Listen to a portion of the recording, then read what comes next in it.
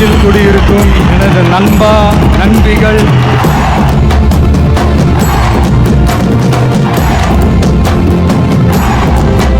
உந்தன் கண்களடி பல உலக அழகிகள் கூடி உன் பாதம் கழுவலாம் பாடி என் தளிமலரே என் தயக்கம் என்னை புரியாத. இந்த வீடியோவை எப்படி எடிட் பண்ணுறதுன்னு நம்ம இந்த வீடியோவில் பார்க்கலாம். வாங்க வீடியோக்குள்ளே போகலாம். உங்களோட அலைட் மோஷன் ஆப் ஓப்பன் பண்ணிங்கன்னா இந்த மாதிரி வரும். அதில் பார்த்தீங்கன்னா ப்ராஜெக்ட்னு ஒரு ஆப்ஷன் இருக்குது பார்த்தீங்களா, அதை கொடுத்தீங்கன்னா நான் கொடுத்துருக்க ப்ராஜெக்ட் நீங்கள் இன்புட் பண்ணதுக்கப்புறம் இதில் வந்துடும். பண்ணல உங்களோட அலைட் மோஷன் ஆப் ஓப்பன் பண்ணிங்கன்னா இந்த மாதிரி வரும்.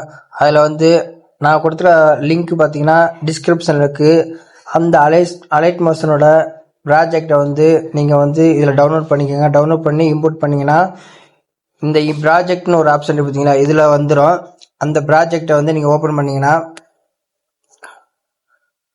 ஓப்பன் பண்ணதுக்கப்புறம் பார்த்தீங்கன்னா அதில் நீங்கள் ஒரு 4 இமேஜ் மட்டும் தான் மாற்ற போகிறீங்க, வேறு எதுவும் மாற்ற போகிறதில்ல. இதில் பார்த்தீங்கன்னா உங்களுக்கு எந்த ஃபோட்டோ இப்போ நான் என்னோடய ஃபோட்டோ வச்சுருக்கேன்னா அந்த ஃபோட்டோவை டச் பண்ணிட்டு இங்கே கலர் அண்ட் ஃபில்லுன்னு ஒரு ஆப்ஷன் இருக்குது பார்த்தீங்களா, அதை ஓப்பன் பண்ணி இந்த ஸ்டார் பட்டன் அமுக்குனீங்கன்னா உங்களோட ஃபைல் மேனேஜர் ஓப்பன் ஆகும். அதில் உங்களுக்கு எந்த ஃபோட்டோ வேணுமோ அந்த ஃபோட்டோவை நீங்கள் செலக்ட் பண்ணி வைக்கணும். அது எப்படின்னா பேக்ரவுண்டில் ரிமூவ் பண்ணி வச்சுருக்கணும். அது எப்படின்னு தெரியலன்னா என்னோடய சேனலில் போட்டிருப்பேன், அதை நீங்கள் பாருங்கள். இப்போ நான் ஒரு ஃபோட்டோ செட் பண்ணுறேன் பாருங்கள். செட் பண்ணதுக்கப்புறம் பார்த்தீங்கன்னா பேக் வந்துடுங்க. பேக் வந்தோன்னே அடுத்து அதே மாதிரி தான் 4 ஃபோட்டோ கொடுத்துக்கு 4 ஃபோட்டோ அந்த கலர் அண்ட் ஃபில்லில் போயிட்டு உங்கள் ஃபோட்டோ, உங்கள் லவர் ஃபோட்டோ, யார் ஃபோட்டோ தான் சேஞ்ச் பண்ணிக்கோங்க. சேஞ்ச் பண்ணிட்டு இந்த மாதிரி சேஞ்ச் பண்ணிக்கோங்க. 4 ஃபோட்டோவும் சேஞ்ச் பண்ணதுக்கப்புறம் நீங்கள்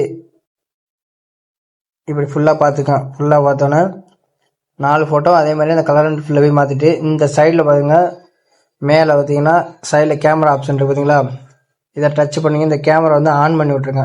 ஆன் பண்ண தான் உங்களுக்கு அந்த 3D எஃபெக்ட் வரும். இப்போ நீங்கள் பார்த்தீங்கன்னா அந்த பிரிவில் பார்த்த அந்த வீடியோ வருது பாருங்கள்.